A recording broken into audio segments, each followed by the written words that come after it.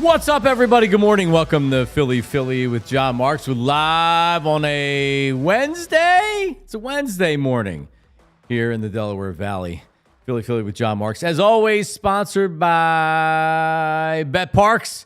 Shout out to everybody that's watching live on YouTube, our 8 AMers, INS, K-Red.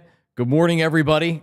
Phillies get a win last night, and we're going to start with that. But we're going to quickly pivot to some Eagles stuff and then Fran Duffy about 20 minutes from now because we are 8 days away from the NFL draft. And there's as much as I love the NFL, do I love the draft and free agency almost as much? Almost as much. That says something about the sport when you love the games and the season and then the season's over and you love the offseason almost as much as the season. So the draft's coming up. We'll talk about all the things with Fran. Some Eagles stuff. Emmitt Smith. I've never seen a guy more spooked by the Eagles in my life. And it feels so good. Make me feel good, as Halle Berry once said. That's coming up in like 7 minutes from now. Tyler Zulli is back today. Phillies win last night in an entertaining win. And listen, you're never gonna have a must win of your 17th game of the season, but that was a really important win last night, at least for my mentality and a lot of fans' mentalities, and I think for the players too.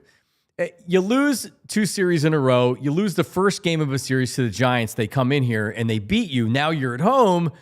Boom, struggling. Kepler hadn't been great in this latest stretch. JT hasn't been great. Obviously, Marsh has been talked about nonstop. And all these guys contributed last night. JT was very good. He seemed to be all over the place. Even though Marsh didn't necessarily get a hit that produced an RBI, he got a sacrifice fly that was very important in that moment. Bohm had a big RBI single. And that was after Bohm grounded into an inning-ending double play earlier that was like, Jesus Christ, really again? Like, you just killed the inning. You have a runner at third base. This is a one out. This is a tight game. And he came back later and he got a hit. So that was great. It was an entertaining game last night. The wind was all over the place. Not a must-win game, but man, it was good to get off the schneid, and it was good to get off for some of these Phillies to get off the schneid last night as well. Luzardo was good, not great, and then kind of fell apart in the 6th inning. And Kirkering came in and he worked out of some trouble. They kept the game close. They got into the Giants' bullpen. And keeping the game close was a big thing. Jordan Romano. And I reacted as quickly as anybody out there with what I saw from Romano in his first couple of appearances, which were not good and they were troubling. He's got 3 in a row now where his stuff looks much better. The velocity is good. And he's had pretty much... Was that a 1-2-3 last night that he had? Yeah, it was a 1-2-3. So he is not running into trouble in a couple of outings in a row. That was good. Alvarado survived the 8th inning. Man, he makes things interesting sometimes, but we survived it. He gave up a run, and it got to Strahm in the 9th inning, who gave you a very stress-free 1-2-3. I love Matt Strahm. This dude, since the Phillies have brought him in, has been nothing but tremendous. He had to be a starter a couple of seasons ago at the very beginning of the year because they were so desperate for a starter. And now he pitches 9th inning, 8th inning, 7th inning. Really doesn't matter. He has been absolutely tremendous. So the bullpen got it done. Luzardo was good enough. And that was a quality, very easily could have been the Giants took the lead. Let's just crumble. Or nope. The guys had big moments, big hits at big times of the game. Phillies get the win. Bryce Harper hit a home run last night. I wasn't down at the game. There's no way I would have been down to a game. By the way, I'm never going to go to a game until it's June, I think now. Not even May. Because it looked miserable last night. It was so windy. And any ball that got up in the air, we saw in left field how balls were getting knocked down, or they were just like, I don't even know. Outfielders are just like, all right, I got it. Boom, it's dropping. Bryce Harper looked like it was a routine fly ball last night. Ended up being a 2-run homer. So Stotty leads off with a triple. And I like Stott in the leadoff position, by the way. But he leads off with a triple, and Harper comes up, and he just got it up in the air, and it kept going and going and going. Gone. So Bryce had a nice one last night. So it is, it was a good win last night for the Phillies. Tyler Zulli, you joined me, PHLY Philly show. You had your recap after last night's game. All in all, starting pitching was not great. It was good enough. The bullpen was very good. And timely hitting, big spots. JT looked good again last night. It was a satisfying win for me. Yeah, I thought last night was probably Luzardo's worst start stuff-wise since he's joined the Phillies. And he ended up getting into the sixth. He threw a lot of pitches, but I don't think his stuff was as good as it has been in previous starts, but he battled. And the strikeouts were lower because of the stuff, not necessarily being there. But he battled enough, and he ends up getting saddled with 3 earned runs. But I thought it was another good start from him. He has been nothing but consistent since joining this team. The stuff has been good, and 3 out of the 4 starts he's made, or 2 of the 3 starts, or whatever it's been. And to say last night was his worst start is kind of indicative of how good he's been, because it wasn't a bad start last night. It was a decent start. But the one guy that you brought up that I love talking about, he's probably my wife mocks me now because every time he warms up in the bullpen, I'm like, that's my dude. Is Matt Strahm. I mean, I talked about him a little bit on Friday on the Philly show. So if Matt Strahm next year, if he throws 60 innings this season, which I think he might, if he throws 60 innings this year, he makes $7.5 million next season. So if he makes $7.5 million next season, he will be at 4 years total with the Phillies for $30 million, or 7.5 basically flat for 4 straight years. All he's done since then is post a sub-2.7 ERA, pitch in every big spot you could ask him to do. Made an all-star team last year. Has been almost perfect throughout the beginning and the start of this season. Matt Strahm is the type of dude that you just plug and play. Hey, Matt, we need 3 outs in the 7th. We need 3 outs in the 9th. You go get them. Doesn't throw overly hard. Doesn't have crazy breaking balls. No wipeout slider or anything like that. But he just attacks. He goes after right-handed hitters. He's willing to go after right-handed hitters. He just, he'll throw 92 up in the zone because he trusts his stuff. I can't say enough good things about Matt Strahm. I was excited when they brought him in. I thought it was an under-the-radar signing. Yeah. I don't think any of us could have said he was going to be this good for 3 years now. No, like you had said, I don't even know if I heard of him when they signed him. 2 years, $15 million. And wow, he's been unbelievable as far as exceeding expectations and values of contracts. Dave Dombrowski's, that's Dombrowski, right? He signed in 2022. Yes, correct. So he's had some misses for sure. Strahm is an A plus. Schwarber's an A plus for what they paid. Castellanos is a B, right? He's not making a ton of money, but he's productive. Yeah, that's a huge win. All right, so Phil's get to win last night. Back at it today with Aaron Nola on the mound. That was pretty good. Here's the pitch. That was pretty good. See, I can't be consistent with the HK. Sometimes I sound like him. Other times I sound like a guy trying to be Carnival Barker. Here, Aaron Nola. Here's the pitch. Swinging a long drive. There it is. Another home run against Aaron Nola. Sorry. I know I'm negative. Negative on force Nola. of habit, or guy hasn't even pitched yet tonight. I should be more grateful for Aaron Nola. I'm just not. At least I'm honest about it. I mean, numerically, yeah, you should be. Well, I know. I've been over. I know we've done it a million. I know we've done it a million times. He's a good swing pitcher. This portion of the program brought to you by GLAT Hair Restoration, GLATHairMM.com, 610-980-4000. By the way, my head exploded when Trey Turner got caught stealing, and then Bryce Harper tried to tag and make it to second base and was thrown out for an inning-ending double play. I was so pissed. It's like, Harper, what are you doing? You don't have to try to do too much. When he gets in these modes where he's trying to do too much because he feels the pressure, which I totally appreciate about him. And I love Bryce Harper. But that was a stupid play. All right, so before we get to the Emmitt Smith stuff, I just wanted to say this. According to Jordan Renan of ESPN, covers the Giants for ESPN. Jordan's a good dude. He says the Giants have reached out to the Eagles regarding a trade for tight end Dallas Goedert. There it is right there.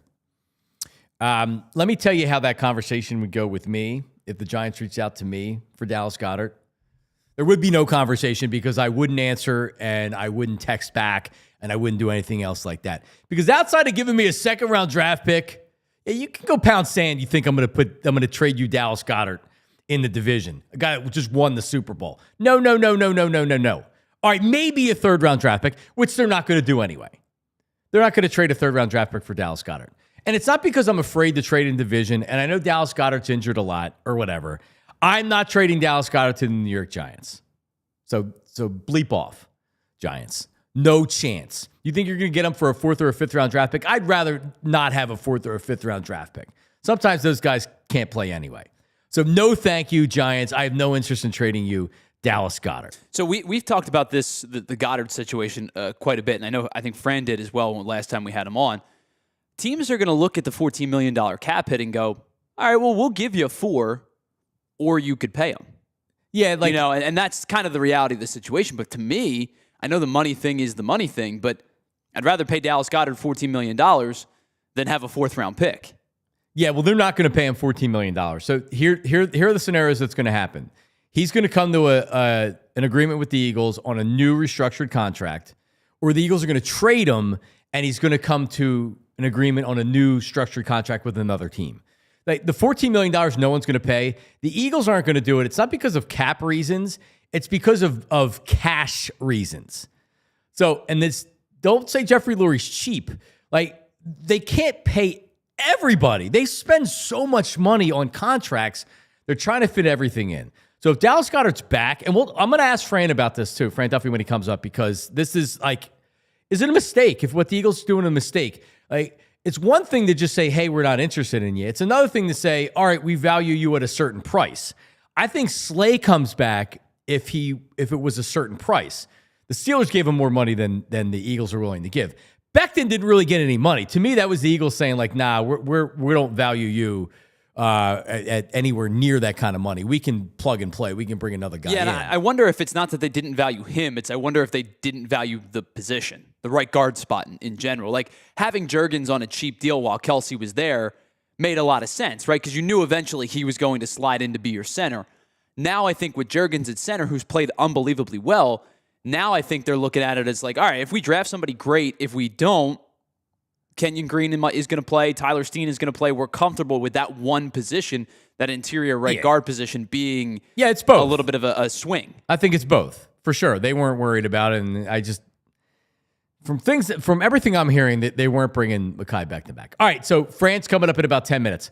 So Emmitt Smith, who is, I can't stand him. I can't. And I not just because he's a former Cowboy. He just has... He is such a Cowboy. He really is.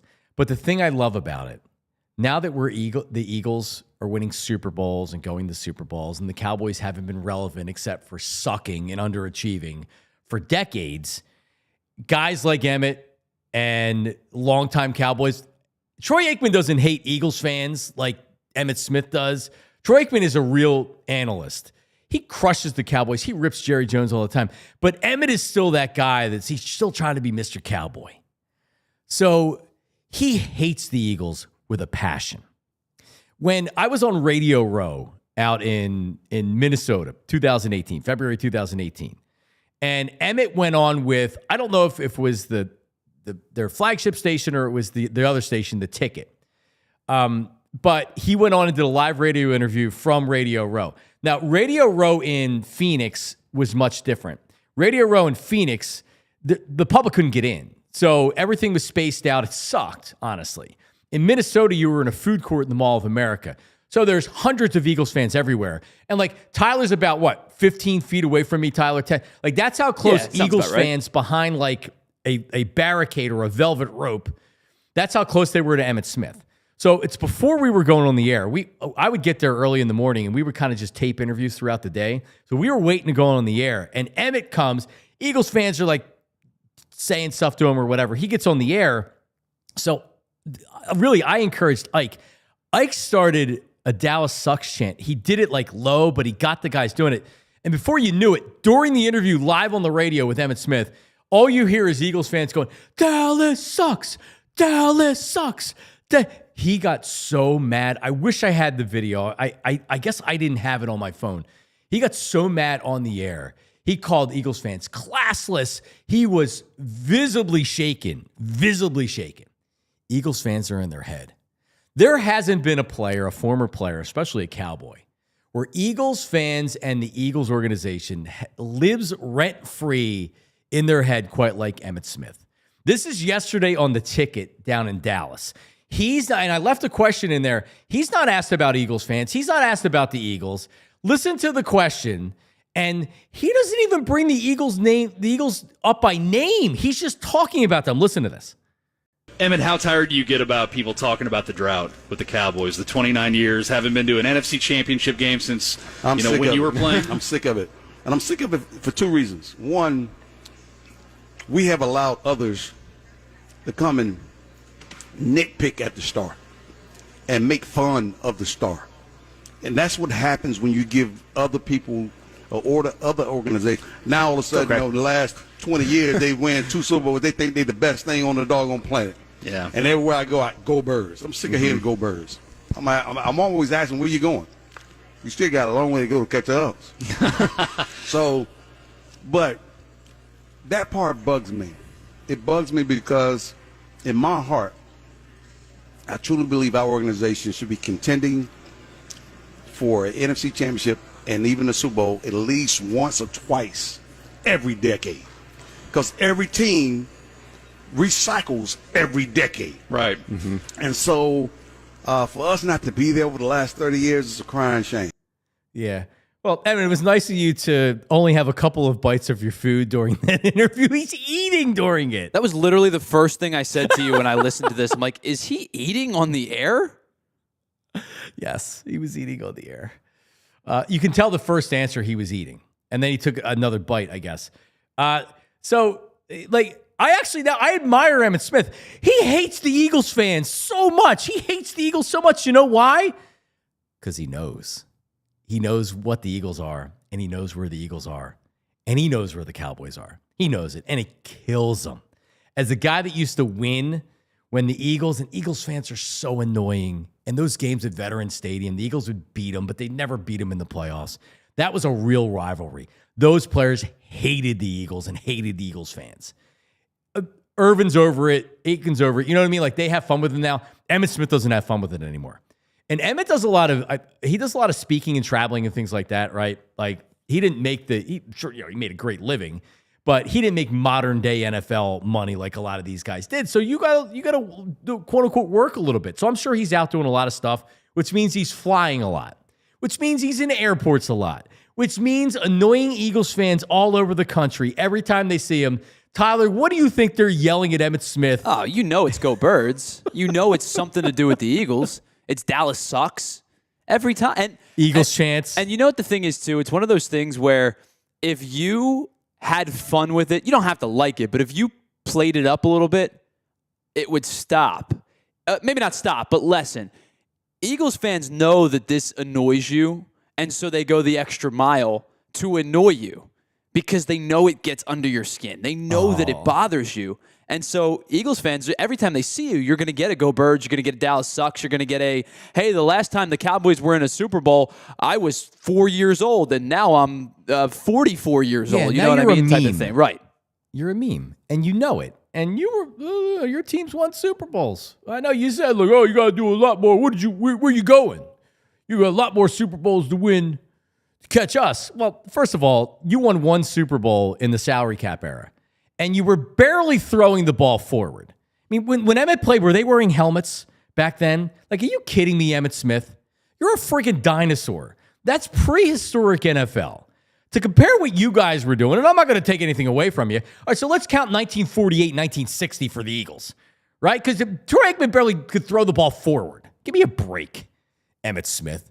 But I actually admire him. I do. I admire him because he's so freaking mad. You saw in the clip, they didn't ask him about Eagles fans. They didn't lead him into any answer about Eagles fans. He didn't even mention the Eagles. He just starts talking about, oh, they're talking about all these Super Bowls. And then he finally says, go Birds. Oh, my God. It's so awesome. Oh, my God. All right. You know what else is awesome and who else is awesome? Fran Duffy is locked and loaded. I'm told a 7-round mock draft not released yet. We're breaking it next. Right here on Philly. What do the Eagles have in store for 32?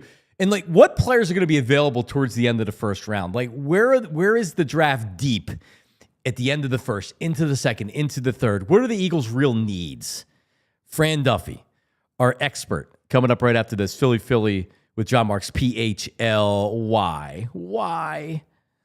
Here's why. You need new flooring. Listen, don't be a fool.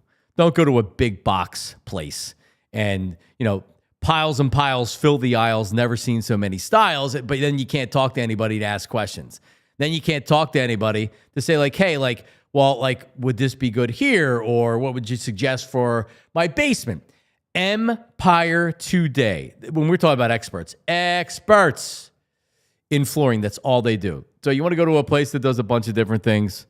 You want to go to a place that's all they do. Dedicated flooring professionals who focus on flooring every single day. They live and breathe flooring, and they're with you every step of the way. So they come to your home. They bring the showroom right to your home. You pick the right flooring and the right colors for your space, and you see how it looks with your furniture in your house. They take precise measurements, and you have all your questions answered, so there are no surprises. You get clear upfront and all-inclusive pricing. Plus, if you want, you can schedule installation right there. You can schedule installation on the spot. Even the next day, they can get started. All right? And right now, a $350 incentive. That's right, $350 discount. Just use the promo code PHLY. Schedule a free in-home estimate today because some things are just better at home. Restrictions apply. Visit EmpireToday/PHLY for full details. EmpireToday/PHLY. All right. GLAT Hair Restoration. And I'm actually in the market for a freshie. Going over to the Razor Bar on the way home from work tomorrow. Because, it's just Easter weekend. I go back with my kids and we look at previous Easters. And it was 2 Easters ago where I don't know what it was. It was like a perfect fresh haircut. The hair looked great. It really did look great. And that's GLAT Hair Restoration. Because I can tell you 10 years ago, however long it was ago that I had hair restoration procedure, my hair did not look like that. I had the typical receding hairline, which is fine. I could shave my head. I could cut it closer. A lot of guys are fine with that. I wasn't. And given the opportunity and getting all the information from GLAT Hair, that's it. I said, you know what? Let me try it. It's one of the few things in life where we talked about expectations with some athletes earlier, exceeded the expectation. Right? Like you're thinking, oh, yeah, like I believe it. I think it's going to be good. No, it's been amazing. And I couldn't imagine not getting it done now. So all stages of hair loss we're talking about right here. So you're just starting to go bald and you see it. You want to get ahead of it. You have a moderate amount of hair loss, which I believe that was my category. Or maybe like you're really in an advanced stage. GLAT Hair Restoration has something for everybody. You want to stop it. You want to maintain what you have. You want to go full hair restoration because it's not just about restoration. It's about innovation. And GLAT Hair and their team have the most experience when it comes to hair restoration. I mean, certainly in the Philadelphia area, but they're known to be the top hair office in the country. Call them today. You can speak or text their hair team, 610-980-4000. 610-980-4000. GLATHairMM.com is their website. My before and after pictures and a lot more. GLAT Hair MM, GLAT Hair MM.com. Hooah! We are back. The draft's just 8 days away. 8 days away. I cannot wait. Joining us right now to dissect, to discuss. Not only is he an Eagles analyst for PHLY, and he's our draft analyst, the entire network, ALLCITY. He does it for everybody. This man hasn't slept in weeks. His name is Fran Duffy, and he joins us right now. What's up, Franny? Johnny Marks, what's happening, man? So a 7-round mock draft, that's for every team. So you're making every selection in the draft. That is released shortly.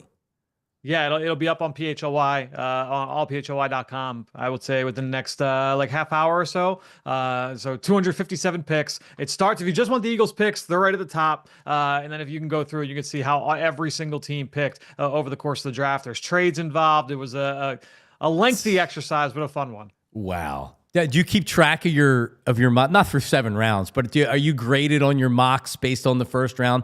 Like typically, how do you do with your mockers?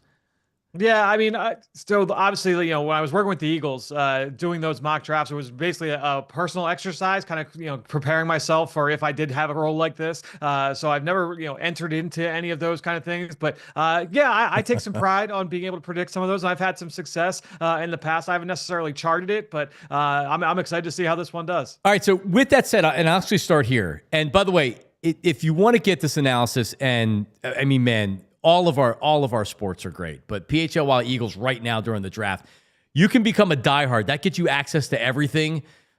T-shirts, premium coverage, all this stuff we're talking about right here. It's the best price you're going to get ever. It's $36 for the first year. It's $3 a month.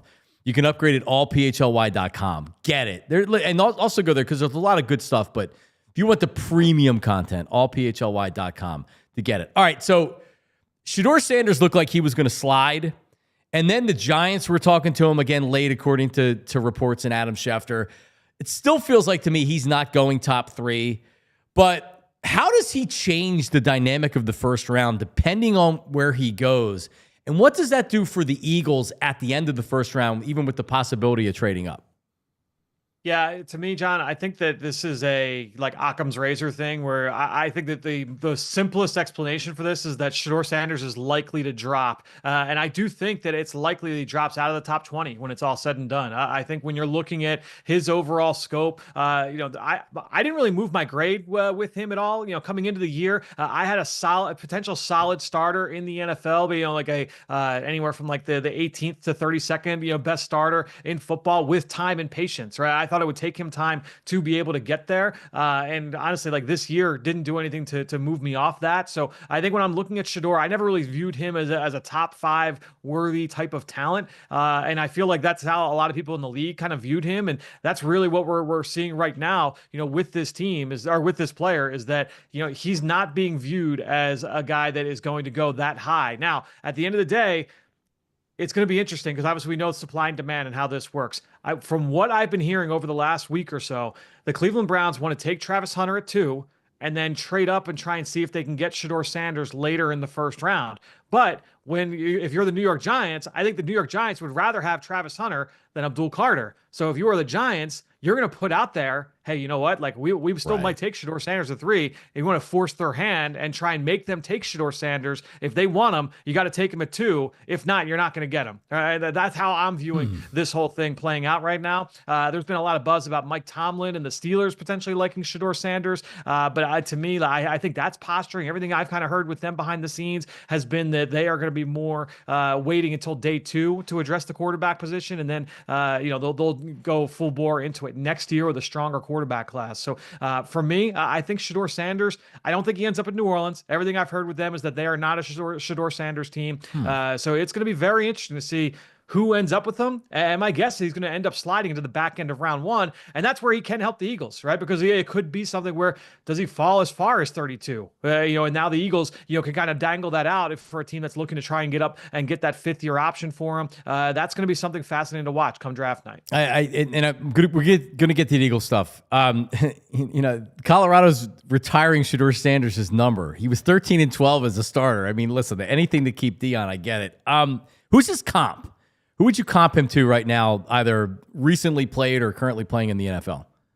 Yeah, the 2 guys that I settled in with when I was watching him in the summer and then through the fall were, some combination of like a Geno Smith and Baker Mayfield. And I think that's like best case scenario is you're getting, the solid starting quarterback, like I mentioned, but even just stylistically, I remember when Geno Smith was coming out of West Virginia in 2014, a lot of the same issues I'm seeing, with Shedeur Sanders in terms of being able to handle the pocket, deal with pressure.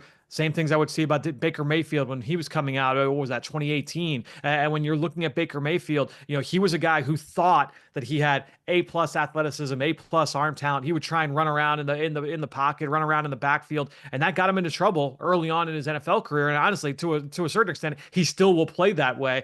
He was running hot a little bit last year, but this is a guy I think when you're looking at Shedeur Sanders, he needs to become what Geno Smith has become, which is like one of the best pure pocket passers in football, being able to handle pressure and operate from confined spaces, deal with a muddy pocket.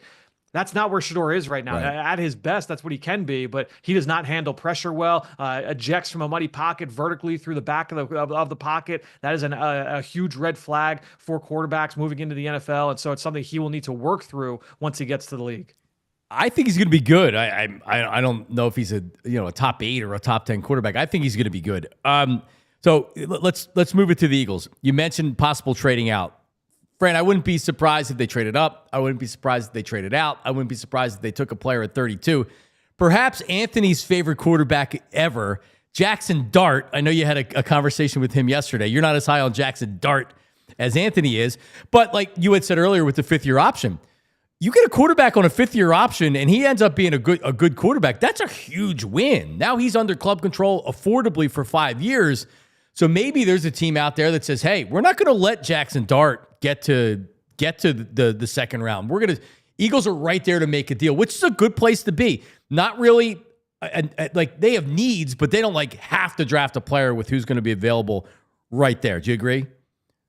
No question. And I think when you're looking at it, and these are the conversations that Howie Roseman is having internally right now over the next 9 days, 8 days now. But then also the conversations that everybody's having with each other. All the GMs are calling each other and just kind of gauge what is the asking price to be able to move up? What's the willingness to move back? All you're having those conversations with all the 32 teams, honestly, to just try and figure out, gauge the interest, not just in round 1, but hey, are you looking to acquire more picks when we get into day 3? Make sure, hey, we're always open to moving. Make sure you give us a call, that kind of thing. You're kind of setting parameters for what a deal could potentially look like high in the draft. So I think when you're looking at, what Howie Roseman's looking at ultimately on this board, he said it yesterday, that they don't have 32 first-round grades. Right. And this is how, when you're picking this late in the round, it's really going to come down to how does the board play out? Last year, they did a great job of being patient, let the board come to them. And basically what happens is you have buckets of players. Right. And so if you're picking at 32, the Abdul Carters, the Travis Hunters, those guys are gone. Right. That next bucket, they're probably mostly gone. But let's say there's one player left in that second bucket. Maybe it's Walter Nolan, maybe it's Anthony's guy, Mike Green, from Marshall, the pass rusher from Marshall, whoever that is. If he's the one player left and he gets within striking distance, well, now if you're Howie next Thursday night, and you had a call with Kwesi Adofo-Mensah of the Minnesota Vikings, who's picking at 24, say, well, hey, what's the asking price to be able to move up? There's one guy falling. He gets there to 24. Now you make your move. Now, conversely, maybe Green is gone, and now you're in that next bucket, and there are 6 guys left, and you have 7 picks until you're up. You feel pretty good that one of those 6 is likely to make it to your spot. And if he doesn't, and you don't want to make that move up, well, now that's when you deal back. And so those are all the different things that Howie Roseman and the Eagles and all 32 teams are weighing now over the next few weeks or a few days. So like not knowing whether they're going to trade back, trade up, stay where they are. What position is deepest for the Eagles' needs? And I think your answer is going to be edge rusher, defensive tackle.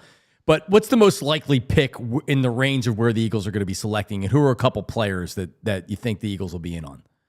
Yeah, I think when you're looking up high in the draft, it's certainly going to be defensive line. It's a defensive line rich class. Now, I will say that what typically happens when, and I think I'm saying we as a collective we in the media on the outside, we look at a class and we say, oh, there's a bunch of guys. There's a bunch of edge rushers. There's a bunch of defensive tackles. There's a bunch of running backs or receivers.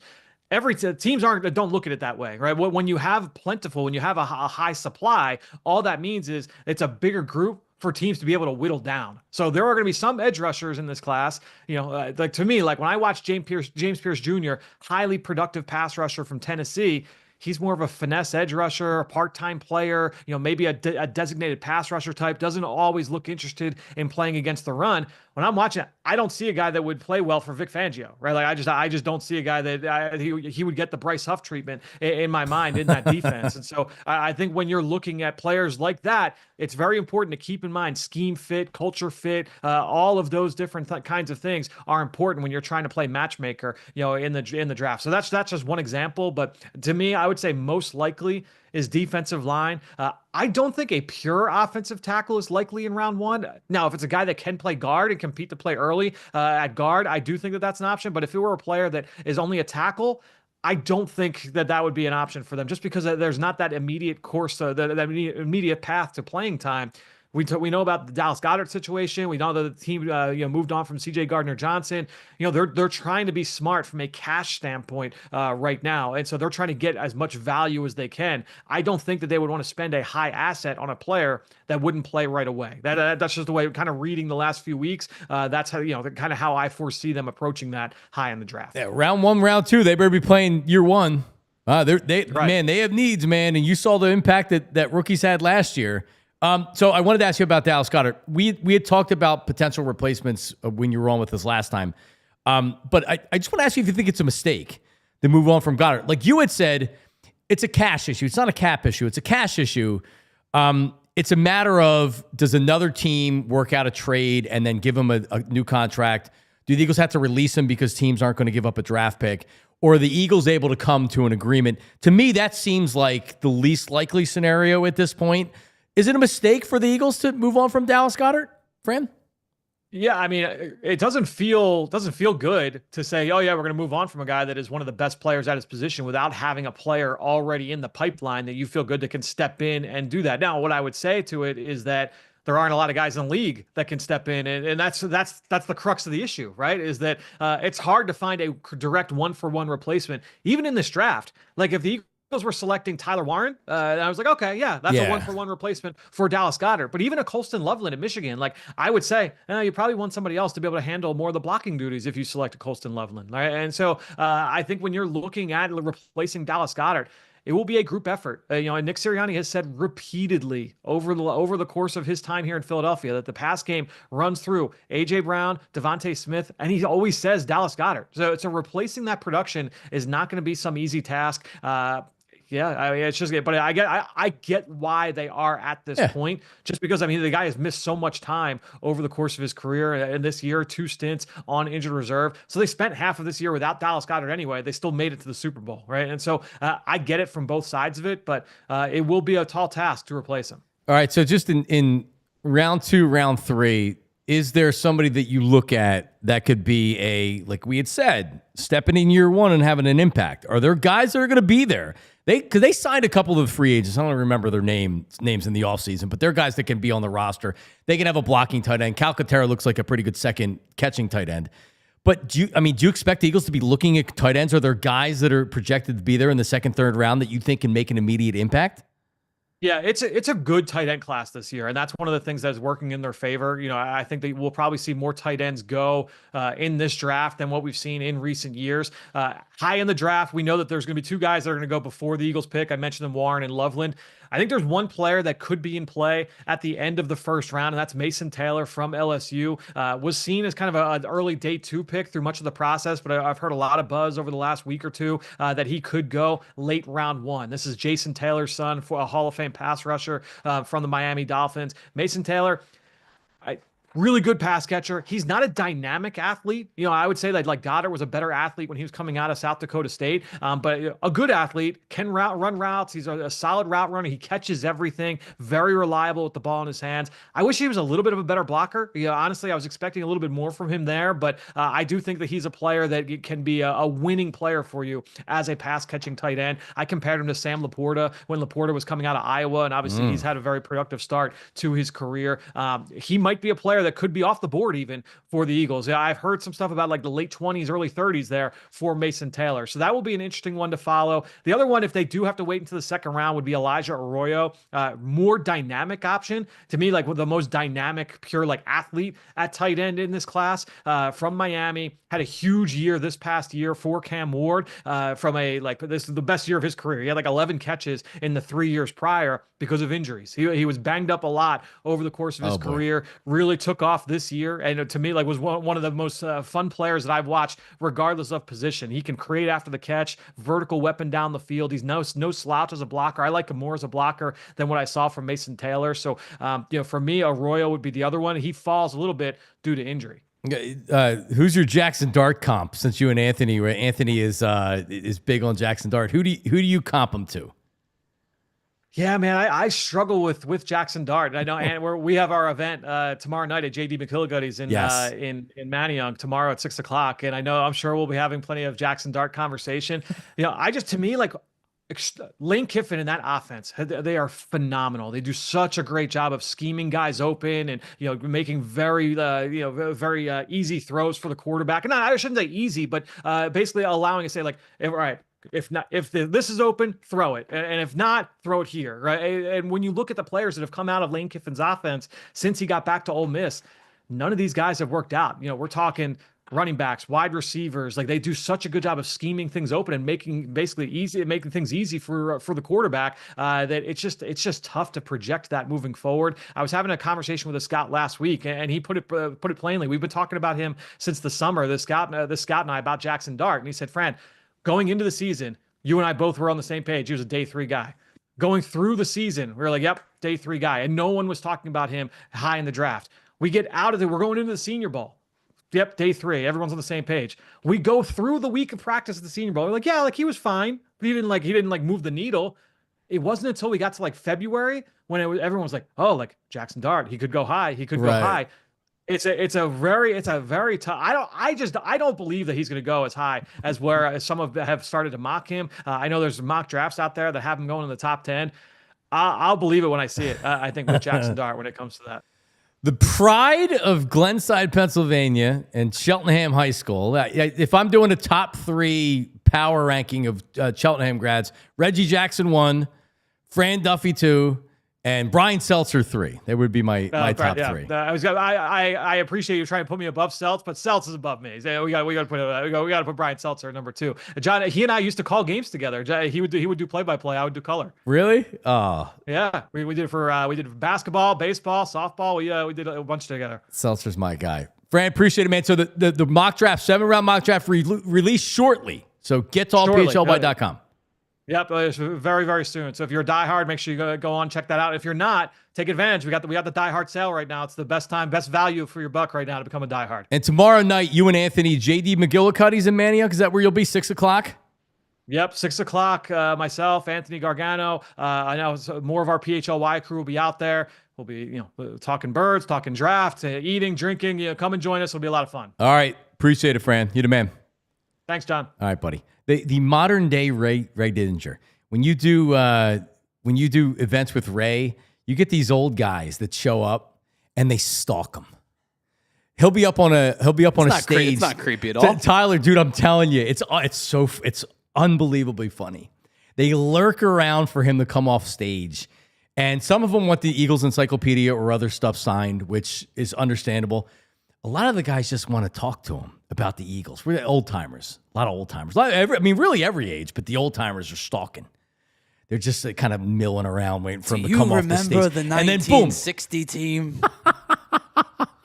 That was a real team. That's what Fran's going to be for our generation of Eagles fans. It's like that. 30 years from now, I'm going to be stalking Fran at some event. Fran, do you remember the 2017 Eagles? Oh, man, one of my all-time favorite teams. Malcolm Jenkins. Oh, what a stud. That's so funny. Fran's awesome. That's going to be a great event tomorrow night, too. And I would love to hear Jackson Dart talk. Back in my day, guys used to play both sides of the ball and then go to work. And smoke cigarettes. At halftime. Yes, they did. All right, coming up. That phony Chase Daniel is at it again. And you may say, just ignore him. No, I'm just going to call him out and expose him for the fraud that he is instead. That's coming up next. Philly with John Marks. Are you kidding me? Don't go anywhere. Oh, our parlay of the day coming up too. BetParx Parlay of the day is coming up next. Hey, let's talk about BetParx for a second. Listen, there's no. I would never go to any other casino ever. Even if you held me at gunpoint. Well, maybe then. But you know what I mean, right? Like, Parx Casino is amazing. So if you like gaming, right? They just have the poker room. If you're a poker player, you haven't played there. I used to play when I played poker, when it was like a big deal, however many years ago, afternoons at their poker room, they have a great poker room. It's amazing. But you know what we're talking about here. Pennsylvania's #1 casino, blackjack, roulette, all your table games, and thousands of hot slots, a beautiful sports book, and a collection of award-winning restaurants. So, like, check it out. You want to see tickets at their Excite, or you want to see a show at their Excite Center? Tickets on sale right now. How about comedian Gary Owen on the 26th? Country artist Ashley McBryde in May. Larry the Cable Guy. We've been talking about this. It's a month away.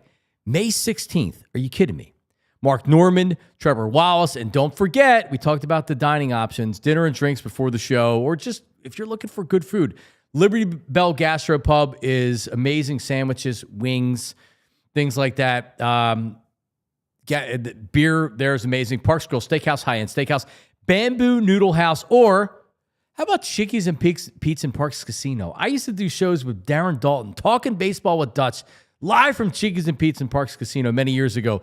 ParksCasino.com to buy tickets for all shows. Parks Casino, this is how you win. You must be 21. Gambling problem. Call 1-800-GAMBLER. All right, Rothman, listen, we're talking about experts. We're talking about if you're in pain, right? What's my prediction? My prediction's pain. But if you're in pain, you can live with it and hope it goes away. Sometimes it does, right? But a lot of times it doesn't. And then you're like me after a year dealing with pain, living on ibuprofen. It's not getting better. It's not getting worse. And you know, like men, or at least me, completely stubborn. Oh, it's fine. It's fine. It's fine. Nope, it's not fine. I finally made an appointment at Rothman up in Limerick. Got an appointment pretty much right away and went in and literally I'm in my mind, I'm thinking shoulder surgery, cortisone shots, MRIs, x-rays, all that stuff. A simple examination from my Rothman doc and diagnosed with a frozen shoulder, 6 weeks of physical therapy. If you want a cortisone shot, you can have it. Otherwise, go to physical therapy and report back if it's not better. It was better in 6 weeks. I haven't had a problem since. Rothman. So name your body part. Hand, elbow, shoulder, knee, leg, you fracture a bone, whatever it is, they have a doctor that's laser focused. They have a team that's laser focused in their specialty. So hip replacement, knee replacement, spine, shoulder, elbow, foot and ankle, hand and wrist, sports medicine, physical medicine, rehab. Rothman serves dozens of communities across Pennsylvania and New Jersey, 30 plus convenient offices, urgent cares, and walk-in centers, like the Limerick office that I went to. Patients will find the full spectrum of care at Rothman Orthopedics. Diagnosis, discharge, you're getting x-rays, orthodontics, bracing, MRIs, physical therapy, and more. Visit Rothman Orthopedics, specializing in orthopedics, and you visit rothmanortho.com/PHLY to learn more and to make an appointment today. Hooah, we are back. All right, so Tyler, yesterday we lost our parlay. Black Gritty had over on strikeouts for Luzardo. He did not get that. I had the Phillies on the money line, which I felt strongly about, and they got the win. But nevertheless, unless you get both legs of the parlay, you win nothing. You get nothing. So it's time for our BetParx Parlay of the day. Hooah. There it is. All right, Tyler, give me yours, and then I have an idea of where I'm going here. Okay. But. Yeah, I've had a little bit of success with the no-run first inning play that we've taken a couple of times over the last few weeks. Sure have. And so I'm going to go back to it today. I'm going to go to the Houston Astros and the St. Louis Cardinals. Now, the Houston Astros are the worst first inning run scoring team in baseball. They average 0.1 runs per first inning, which means they're only scoring once every 10 games. St. Louis is 26th at 0.24. The Cardinals have not scored a first inning run in 10 days. And Steven Matz is pitching for the Astros, and the pitching for the Cardinals, and the Astros have really, really struggled against left-handed starters. They're hitting 100 against left-handed starters this year. So I am going to take no runs first inning in the Houston Astros St. Louis Cardinals game. You can get that at -120. Where do I find that on the app? That is, you're going to go to inning one in the game itself. So you go to Houston and inning one, and then you go to inning one, and then you take the under 0.5. All right. So I'm going to go no runs in the first inning of that game. Under in Houston and St. Louis. Hey, I tip my cap to you for these these ones, man. You seem to be all over it. We listen, we're plus 113 right now. All right? Doing okay. We're on a winning streak. We had 2 parlays in a row. All right, well, you know what I'm going to do? We don't talk a ton of NBA on this show, probably because I hate the Sixers and they're just depressing and miserable. But the playoffs started, or the play-in games were last night. So I'm going to go to the world of the NBA, and I'm going to look at the Clippers and the Nuggets. The Nuggets are only 2-point favorites at home. Not exactly a ringing endorsement, and a lot of confidence in the Nuggets. And I've wanted to say this for a long time, and I haven't really said it vocally. James Harden's been really good with the Clippers. He had 39 points in one of the last games of the season. He's been really good. And if you look what James Harden did in Philly, didn't he score 40 points or something against the Celtics in one of those games? Yeah, he had 2 really, really, really good playoff games, and then 4 just James Harden games. They were just, I wouldn't say awful, but pretty darn close to it. Yeah, I mean, and I wanted him out of here, and I stand by that. But still, he's a value too. He's not making a ton of money. He's not on a max contract or anything close to that. But I like this. I like the Clippers in this one. I'm not going to take the money line because it's not worth it for the buck. But I'm going to take the Clippers plus 2. If you want to wait on this one just to see where the line goes, you could do that. But I'm going to take it at plus 2. So a $50 bet on these two will pay out $129. $129. All right, so 50 to win 129. So to help you out here too, you're not the only person that feels this way. Anthony talked to Tim Legler yesterday and thinks the Clippers are going to win this series. And I think Brad Feinberg said he thinks the wrong team's favored in the series. And I think Denver's favored in the series. He thinks the Clippers are going to win the series as well. So if you're feeling good, if that helps you feel good about this pick, I think you're in good company. Yeah, they fired the GM and the coach because they thought it was the last-ditch effort to try to save the season. Sometimes that works. I don't think it's going to work in this case. So there you go. All right, that's our BetParx parlay of the day. All right, so that phony Chase Daniels at it again. Just making up opinions. And now he's just, whatever he does, it's going to be centered around Jalen Hurts. Now, let me say this. What's the name of the show he's on again? And I'm not just being a dick to be like, I don't remember the name of the show. I truly don't. I only see the clips. So you don't know either. The Facility. The Facility. Right. So he's the guy they go to when when they want to push the Eagles fans buttons and talk about Jalen Hurts, right? So they come up with a topic yesterday that's top 5 quarterback wide receiver combos. And the question was, is Jalen Hurts and Devontae Smith a top 5 wide receiver quarterback combo? Which is actually an interesting topic. So just so everybody understands what's going on, you have a couple of inexperienced media members, former players that are trying to make their mark on these shows. And as you can see, if you're good at it, you can make a lot of money. So you have these former ESPN executives that are executive producers and high up at FS1. And I can imagine they're sitting in an office the day of the show and they're like, all right, what are we talking about today? And they're coming up with sports radio-ish topics. They're coming up with topics that you would hear in a WIP. And it's not bad. I don't think that the topic's bad. Is Jalen Hurts and Devontae Smith a top 5 wide receiver combo? I don't think it's a bad topic, except you're centering on is Jalen Hurts and Devontae Smith, because you're doing it because you know what Chase Daniels is going to say about it, right? So they're coming up with these topics and then they're assigning roles. And Chase Daniels been given the role to be that guy when it comes to Jalen Hurts. I don't believe any opinions he has to say. I don't believe really anything he has to say other than you're watching the WWE and this is a radio bit. This is a TV bit. Chase Daniels doing a bit, and you do it for long enough, you're going to believe it and you're going to lean into it, and that's what he's done. Until he wins the Super Bowl and then you act like you haven't said anything the entire year. So we're going to roll the footage here. So it goes from Devontae Smith and Jalen Hurts, which I actually think is an interesting conversation, to Jalen Hurts. And he says, and you'll hear it, the reason why he can't put them in the top 5 is because he doesn't believe Jalen Hurts is worthy of it. Here it is. Here's Chase Daniels. There are only 4 guys right now that I would take to start a franchise with. And then, quite honestly, let me rephrase that. There's more than 4 guys I would take above Jalen Hurts to start a franchise today. And because of that, I can't sit here and say, because I don't want to start a franchise with Jalen Hurts. He might be 8, 9, 10 on that list. maybe more. Yeah. If I want to start a franchise Maybe today more. and build a team around him, Jalen Hurts is not in the top 9 or 10 of those guys.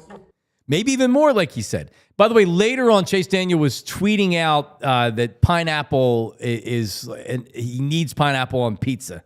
And then he retweeted that tweet to make sure if you missed it, then you would catch it again. Because, like if you were, maybe he did that during the day and he's sitting at home at night. It's 9 o'clock and he's like, I didn't really get great engagement on that because I'm not tweeting about Jalen Hurts and the Eagles sucking.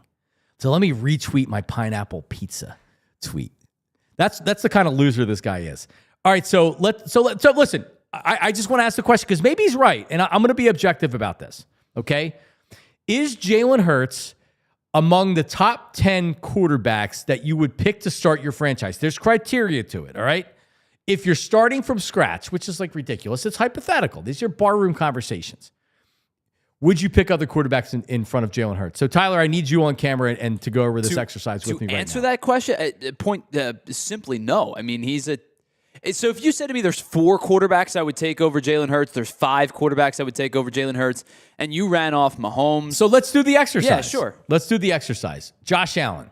I think probably still would take Josh Allen. Yes, I would. mean, listen, Jalen Hurts has proven he's a winner, and Josh Allen has not yet. Correct. But I think from a 1-to-1 standpoint, I'm taking Josh Allen. Correct. Would Jalen Hurts have won a Super Bowl in Buffalo if he was the quarterback? Maybe. I mean, that's again, you're playing the hypothetical, right? Yeah, maybe. Dolphins, no. Jets, no. Patriots, no. Lamar Jackson. And by the way, all 3 of those teams are easy no's for me. Easy no's. Right? Yeah, that's It's why I not don't even even discuss close. it. I don't even discuss. So we have 1 so far. Lamar Jackson. Yeah, I think I still take Lamar. I mean, Jalen Hurts won and Lamar hasn't. I think Lamar's more talented than Jalen Hurts.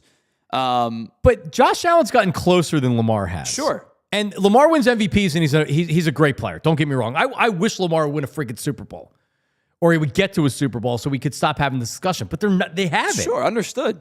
I think from a talent perspective, I would still take Lamar. But if you're talking about who wins games, I mean, Jalen Hurts has won big games, and Lamar's been really good in the regular season. But I think I'd take Lamar. You say Lamar, for the sake of argument, I'll agree with you. Joe Burrow, Bengals. He's the kind of the toss-up. I think probably yes.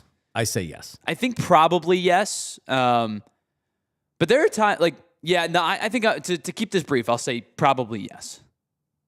Yes. Yeah, like you could argue with me because Hurts has won and he hasn't. That's fine. That's the argument with everyone. Right, no, I know guys, exactly. Right? So I think Joe Burrow is okay. I love Jalen Hurts. I think Joe Burrow is an unbelievable player.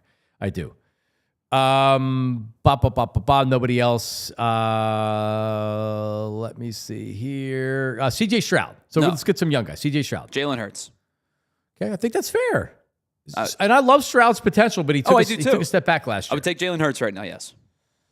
A starter franchise, no Trevor Lawrence, Pat Mahomes. Mahomes.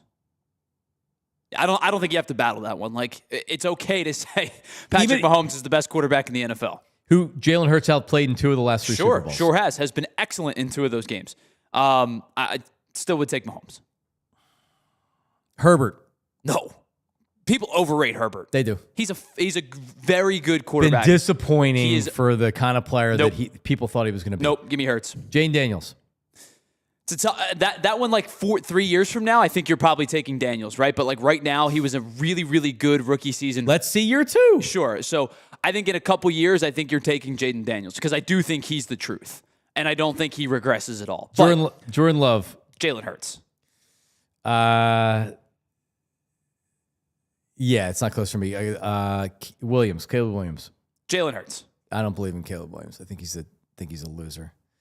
So what do we have? I mean, we have like 4 right now, and I have to try for 4. No. So there's 4. Yeah, because then you're talking objectively, by the way. Yeah, because then you're talking about like over the course of his career, Matt Stafford has been a dog. But like you're talking about 36-year-old Matt or whatever he is, Matt Stafford at the twilight of his career, who's still played well, but like you're not starting a franchise with him. By the way, shout out to everybody watching on TV. If you want to watch the rest of the program, slide on over to allphly.com because it's time for overtime.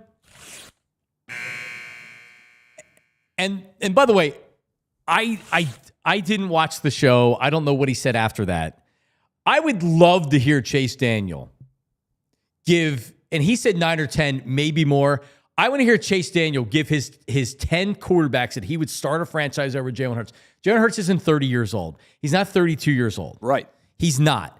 Because he doesn't win the way that you've decided that he needs to play for the Eagles to win. And Chris Sims did the same thing or whatever. And I don't even believe Chase Daniel, anything that he says anymore. You make a case for all right, so let's go. We think Jalen Hurts is overrated. Let's go through. Josh Allen, yes. There's nobody else in the AFC East that you're saying yes to. Correct. Unless you're really reaching if you want to say Drake May, you would take over Jalen Hurts. You're really reaching. Nope, no chance.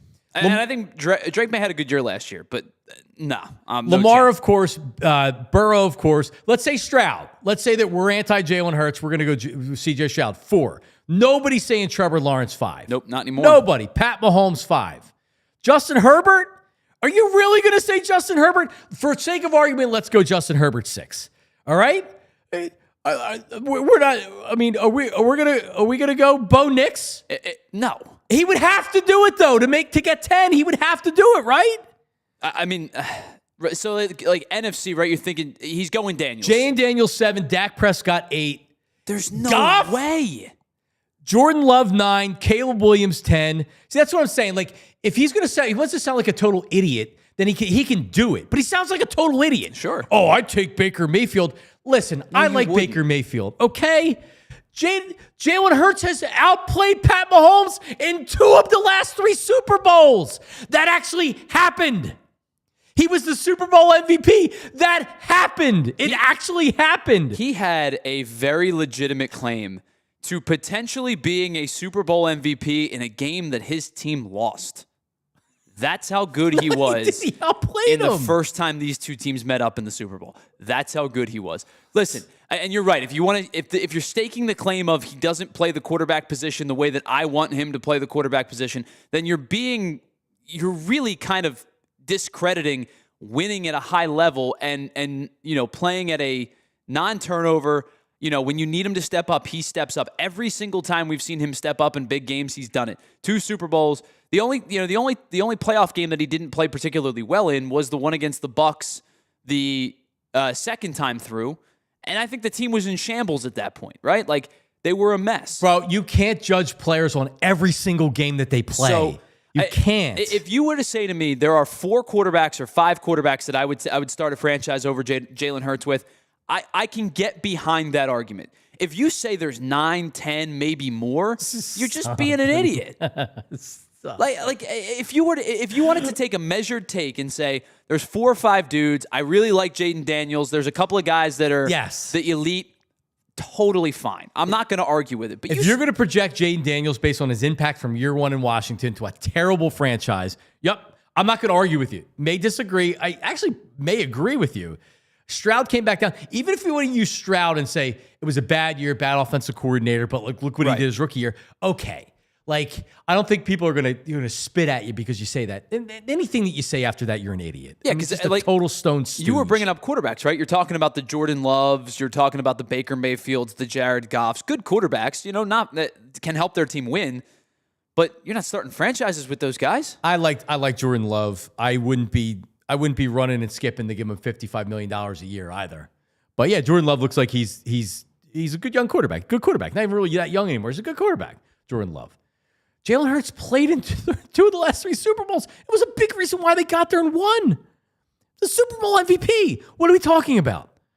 Jesus, man. Thank you, Chase Daniels. See, this is what he does. This is the WWE. This is what they do. And it's you know what? It's effective for stupid stuff like this, not for like real sports commentary. Those shows aren't on for actual analysis or for anything. It's this. Can we, if this is going to be the trend of like WWE style shows, can we get like heel turns and stuff? He doesn't. So you know what it is? He doesn't know how to handle it. He's not experienced yet. It's true. I thought about that this morning.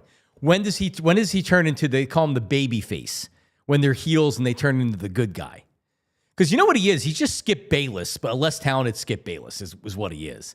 I appreciate Skip Bayless so much more now than I did before because you get this new wave of takesters And they're just like, Chase Daniels sucks. He's the worst. Gotta hate him. And the outfit that he had on yesterday, by the way, it wasn't from Target. Where did you say it looked like he was from? He had a Kohl's polo shirt on. And I have Kohl's. I you know, like Nothing my wrong attire with, is from nothing Kohl's. wrong with Kohl's. Not on TV. But you're on TV, bro. National TV. You know what I think a lot of it is? It's because he's a little bit chubby, and he probably could have sized up. Maybe he got that a little while ago. Because all that pineapple pizza probably hit him. The shirt's a little bit tight. It's like when Sirianni gets a little bit like during the season because he's not working out as much, and he looks like maybe he put on 5 pounds. His shirts fit. He likes the tight shirt, the tight fit of the shirts. There you go. And like me, I can't have a tight fit of a shirt because I would actually need some type of meat on me to have a tight fit. All right, shout out to everybody watching on YouTube. We appreciate you tuning in live every morning at 8 o'clock. But if you're watching later, as many, many people do, just make sure you're liking and subscribing and commenting. Comment on what we're talking about, and we appreciate you following along. If you want to listen to the podcast, maybe you're even watching right now, you didn't know. It's like, hey, I can listen to Philly with John Marks and Tyler. Yep. All of our programs here on PHLY are available in the podcast form. Listen on your audio device. Put the earbuds in on the way to work, on the way home from work. Just search Philly with John Marks wherever you get your podcasts. We are back tomorrow, live at 8 a.m. See ya. We all silly like the mayor.